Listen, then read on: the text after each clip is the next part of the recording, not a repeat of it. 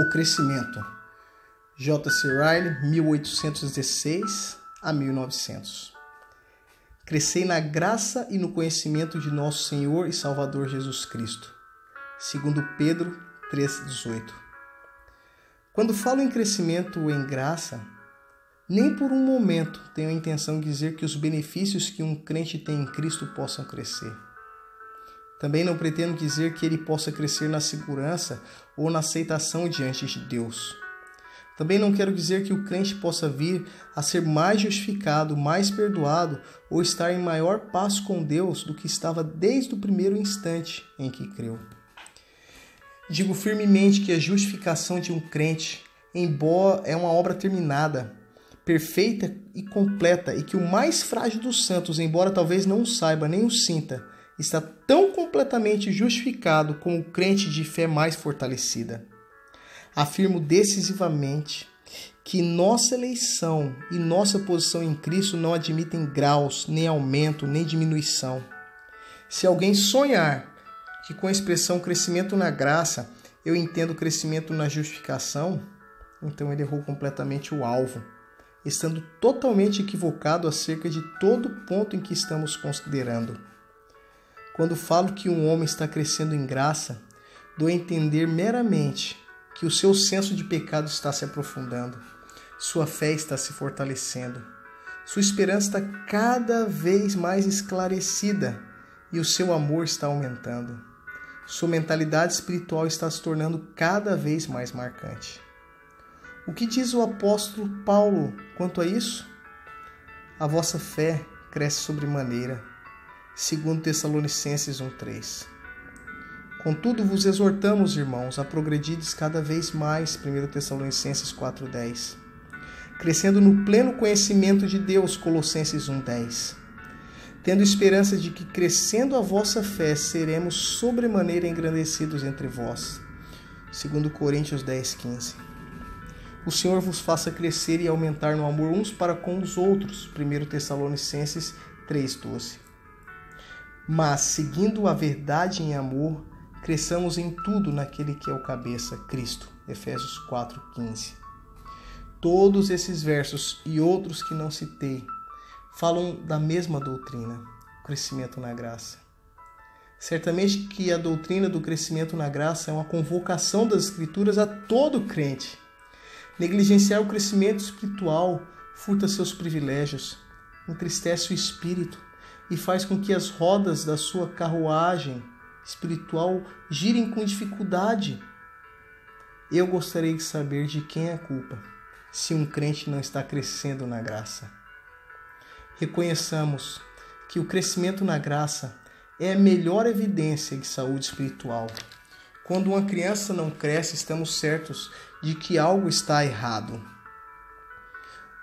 A vida saudável em uma pessoa, animal ou vegetal, sempre se mostra através do progresso e do crescimento.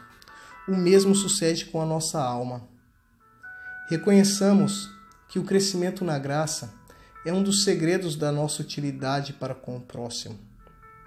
O crente estagnado, que segundo todas as aparências continua sendo sempre o mesmo homem, com as mesmas pequenas faltas, fraquezas, pecados, debilidades, raramente é o crente que consegue exercer uma boa influência.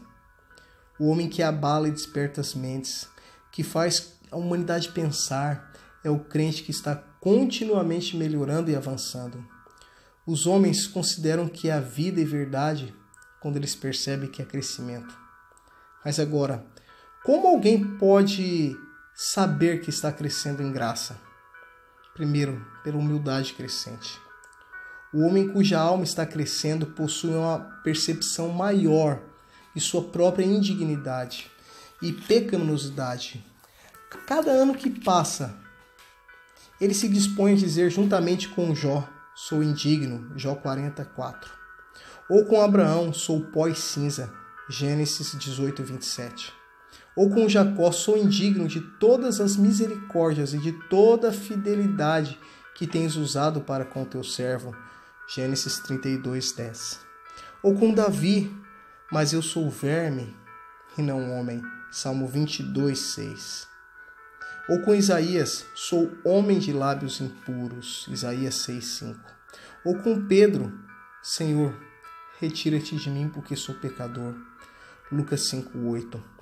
Quanto mais um crente se aproxima de Deus, mais percebe a santidade de Deus e as suas próprias imperfeições. Mais ele se torna sensível em relação à sua própria indignidade. Quanto mais ele avança em sua jornada para o céu, mais compreende o que Paulo quis dizer quando afirmou: eu sou o menor de todos os apóstolos, que mesmo não sou digno de ser chamado apóstolo. 1 Coríntios 15:9. Cristo veio ao mundo para salvar os pecadores, dos quais eu sou o principal. 1 Timóteo 1:15. A mim, o menor de todos os santos. Efésios 3:8. Quanto mais maduro estiver para a glória, a semelhança do bambu, que quanto mais cresce, mais enverga, ou como o milho maduro, mais inclina a cabeça para o chão à medida que cresce. Quanto mais brilhante e clara for a sua luz, mais perceberá suas falhas e fraquezas.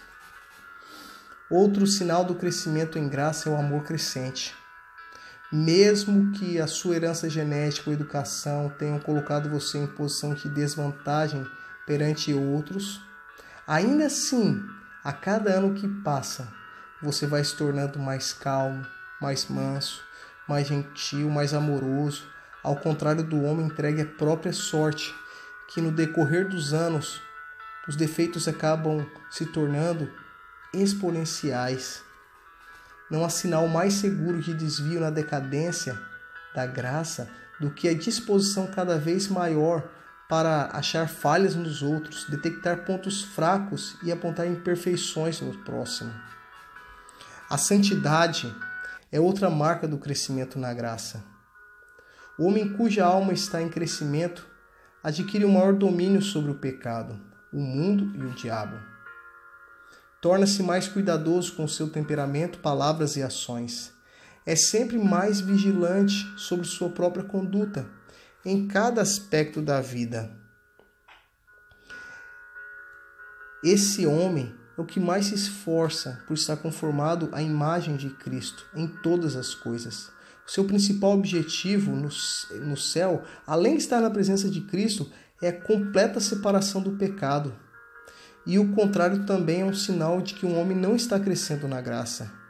Thomas Watson, no livro A Body of Divinity, disse que é sinal de que não estamos crescendo em graça quando não nos perturbamos com o pecado. Houve tempo em que o menor pecado nos entristecia, assim como o menor cisco no olho nos faz lacrimejar. Mas agora podemos digerir o pecado sem sentir o menor remorso. Houve um tempo em que o crente se perturbaria se negligenciasse a oração secreta, mas agora ele pode omitir até a oração em família. Houve um tempo em que os pensamentos vãos o deixavam perturbado, mas agora ele não se perturba nem diante de práticas incorretas. Thomas Brooks completou dizendo que a alma rica não é a que sabe, nem a que fala, mas a que se conduz corretamente e que anda em obediência. Ainda outro sinal do crescimento na graça é a alteração nas fontes de prazer. Maneiras, modas, diversões, recreações do mundo ocupam um lugar cada vez menor em seu coração. Ele não chega a condenar essas coisas como diretamente pecaminosas, nem afirma que aqueles que se ocupam delas estão indo para o inferno. Tão somente sente que elas exercem uma atração cada vez mais fraca sobre seus afetos, e gradualmente elas parecem mais insignificantes e mais frívolas aos seus olhos. Ainda, o último sinal é o zelo e diligência crescentes em fazer o bem pelas almas. Um dos mais definitivos sinais de declínio espiritual é o interesse cada vez menor pelas almas alheias e pela expansão do reino de Cristo. Agora, como crescer em graça? Como se tornar mais manso, mais puro, mais generoso, mais humilde e mais corajoso?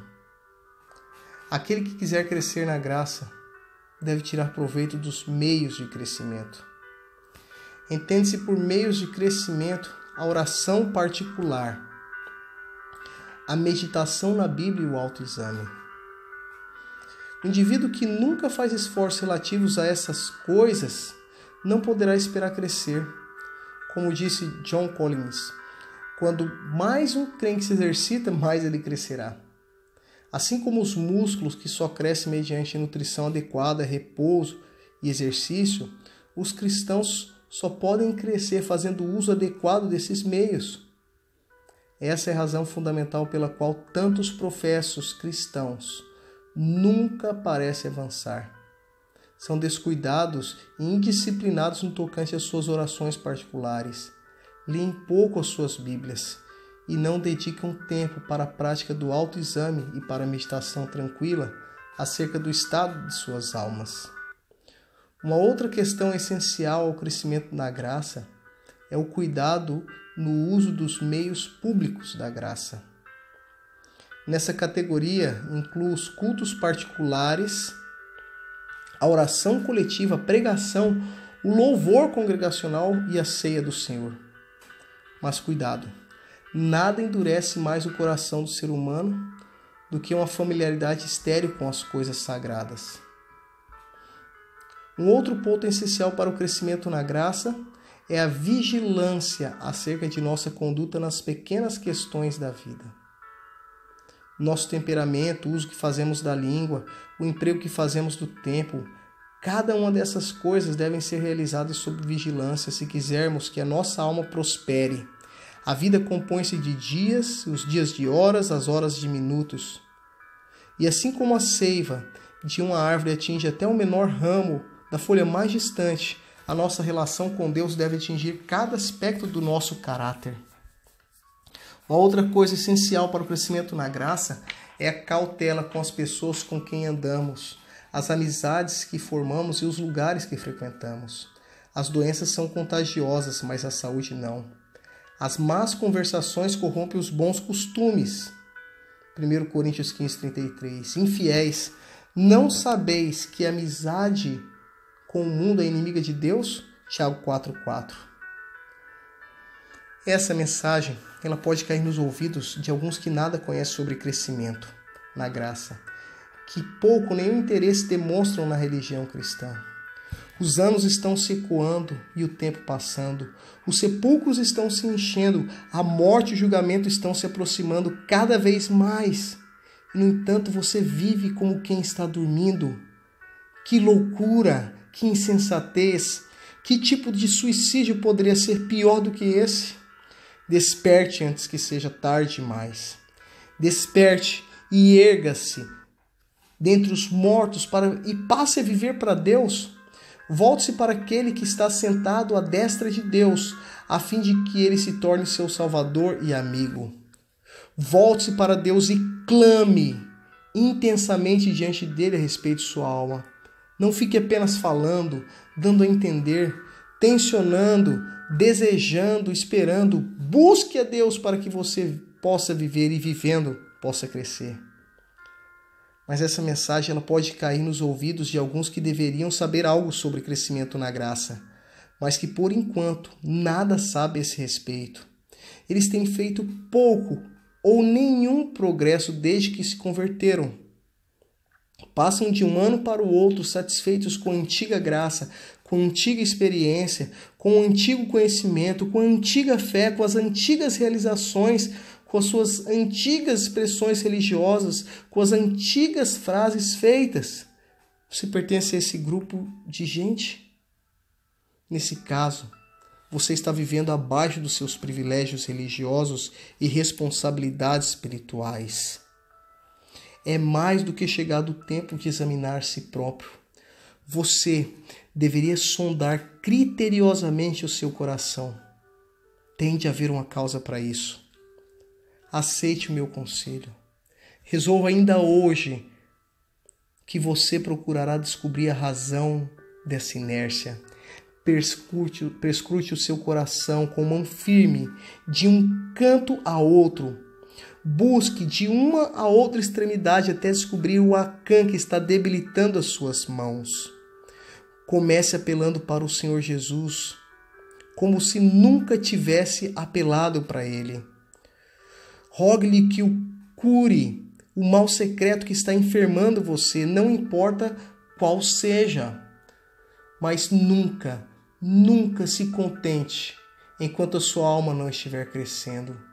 Peça ao médico dos médicos que lhe dê a graça de decepar a mão direita e de arrancar a órbita do olho direito. Por amor à sua paz de espírito, por amor à sua utilidade como crente, pela honra da causa do seu Senhor, resolva descobrir o motivo pelo qual você não está crescendo. Por fim, eu quero dizer que tudo está ficando mais velho. Nós e o mundo estamos envelhecendo. Mais alguns verões, uns poucos invernos, mais algumas poucas doenças, algumas tristezas, alguns poucos funerais, mais algumas poucas despedidas, e então que sucederá?